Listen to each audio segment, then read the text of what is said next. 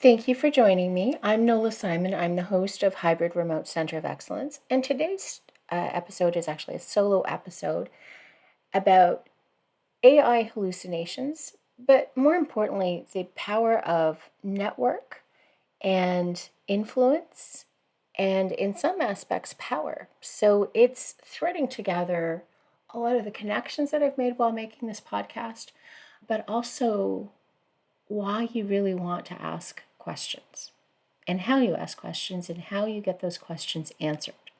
So I'll tell you a little story. I wrote a newsletter last week and I included journalists that I've worked with over the last year who've interviewed me and published. It included a lot of my podcast guests because what I'm noticing is when I actually search for myself in AI, I'm getting hallucinations that incorporate some of the accomplishments of my guests. And that's not right. From a personal branding aspect, from a reputation aspect, how do you fix that? I'll tell you a little story. I had a guest come on my show to talk about the future of personal branding and the importance of personal branding, Cher Jones. And I looked her up in ChatGPT before the episode started, and it gave me a good summary of her. She's been in business for 10 years now? So she's been active online. She's done a lot of work. Now, when I looked myself up, it said that I was a private person, except I was not a private person. I've been very active on social media for many years. But prior to 2021, 22, I did not have media. I did not have a website. I didn't have any public facing information that I was publishing other than on social media. So AI thinks I'm a private person. Now, I recently did a whole lot of media interviews. I was interviewed by the Canadian Press, I was interviewed by CBC, I was interviewed by the Globe and Mail. And so I ran through Bing. I noticed you could actually enable ChatGPT 4 now with Bing. And I'm cheap, so I don't want to pay for ChatGPT 4. I tried this out and I said, tell me about Nola Simon's media appearances.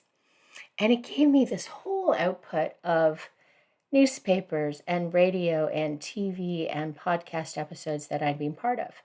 And the majority of it was wrong. But it was written in such a way that it sounded completely credible because people know, if they've been paying attention, that I've been on media. They know that I was interviewed by the Globe and Mail. What was inaccurate in the output was that it said that I'd written the articles in the Globe and Mail and whatever outlets they had listed. It said that I had been on TV and I had a spot on BNN Bloomberg and Sirius XM radio and all of these things that are completely inaccurate. The most interesting one was a podcast that it said I had been part of, which was called Work Life Bloom. Now, Work Life Bloom is not a podcast, it's a book by Dan Pontefract, who was a guest on my show. And he has a podcast. It's called Leadership Now. I have not been a guest. He's been a guest on my show. And when I look at the TV section, those accomplishments belong to Nicholas Badminton, who's a futurist and who was also a guest on my show earlier this year. So to me, these AI hallucinations are combining all of these pieces of data that it's pulling from my website, from my show notes of the podcast, and from the media pieces, and combining it in such a way that it sounds completely credible. Now, why is this a problem? For one, I know that this is inaccurate, and I want to make sure that if somebody is looking at me and assessing my credibility, that I'm presenting my own accomplishments. Like, you're hiring me for what I know and who I know and how I do things. And that includes the value of integrity. And so for me, it's a huge concern that there's information floating around out there that I know is not accurate. But how do you change it? I don't know when anybody's ever going to look me up using AI. I don't exactly know how the hallucinations happen, nor do I think that anybody else has a solution to that in the world right now. I could be wrong. There might be people who are working on that who do know what's going on, and I just not aware. And I just think that it's part of a bigger conversation that we have to have about how trust is going to happen in the world going forward when we've been so dependent on the internet to verify what it is we know or what we think we know about people. So all of a sudden, you've got a system where you can look things up, and unless you do a lot of investigatory work to verify that the information that's being presented is actually accurate, that output can't be trusted. And I used my own name to verify because I know my story, I know my truth. I'm the person who is got the ability to stand up and say, I know this is wrong. And I can point out the inaccuracies. And how do you fix that? I don't have the answer. I'm not connected to enough people who run AI platforms to be able to put this in front of them. So, how do you advance that conversation? So, that's why I wrote the newsletter.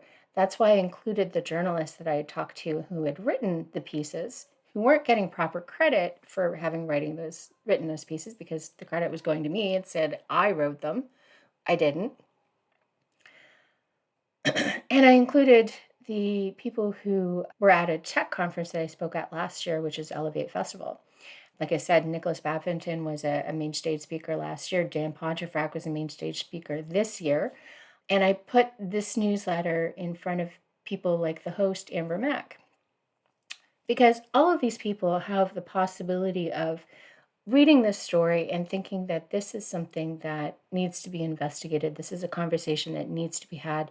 They can then leverage their connections to research and investigate further, and they can talk about it. Now, I don't know if they're going to do that. And it truly doesn't actually matter because I've put this forward. I'm on record of expressing my concerns that this is something that needs to be investigated. And so if anybody picks it up, then that's great. This is about influence. You start the process, you start the conversation, you're available to carry it forward.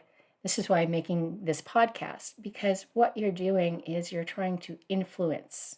I was joking with somebody that only I would try to influence the conversation at a conference I hadn't been invited to speak at.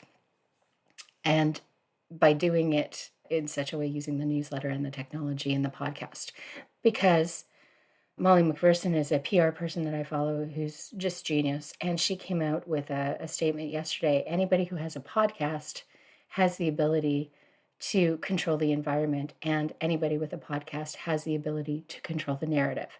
So this is where I think it's important for me to control the narrative in terms of what AI produced about me and those inaccuracies, and then to use that as an example to ask other people to question what it is we need to do to fix the process to make sure that we can then trust the output going forward. How do we fix the AI hallucinations? And again, it's about those connections, it's about raising the awareness, it's about having those conversations with people who can actually make the changes, who are running OpenAI, who are influencing and working with Bing and all of that. They have that control. They understand how it works from a technical level because that's their expertise, that's their job. They own the platforms. How do you get in front of those people? So that's really where this is an example of how you would use critical thinking, your networking abilities, your understanding of network science, leveraging the connections that you've made with the relationship building that you've done to actually build a podcast and like a LinkedIn network, and to be able to leverage the fact that you've connected with journalists effectively before, right? So this is an example of how you weave every skill that you've got to position yourself to have conversations that are effective and really make a change that's going to impact the future of work in a positive way. So if anybody can learn from this in terms of like strategy, how to think, how to connect, then I encourage you to read the newsletter. I encourage you to look at the output that I received. I encourage you to test it for yourself and assess what it is that's accurate out there, what's inaccurate, and how that impacts your personal brand and whether you're comfortable with how it's representing you. And answer the question about Are you really ready to have AI be the resource where that's what people know about you?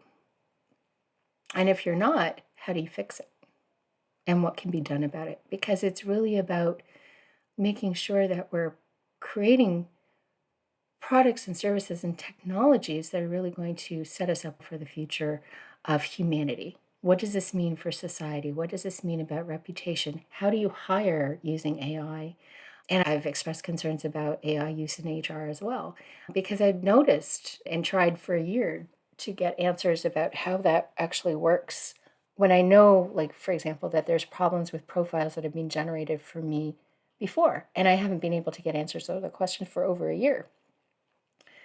This is like an adventure. If you choose to accept this mission and join me, I'd love to hear your comments. I'd love to hear your feedback. I'd love to have your suggestions.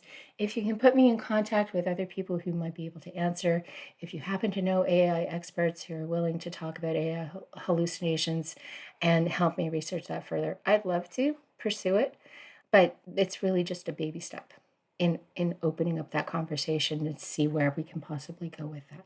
I hopefully that's useful and interesting, and thank you for listening. Oh, by the way, it's my birthday, and yeah, I'm lame. I'm actually recording a podcast on my birthday because I do think that this is actually really important, and this is my way of celebrating progress because I'm leveraging over a year's work of connection for my podcast, and it's accumulated into this question about AI ethics and hallucinations and reputation. So, anyways, happy birthday to me. Talk later. Bye.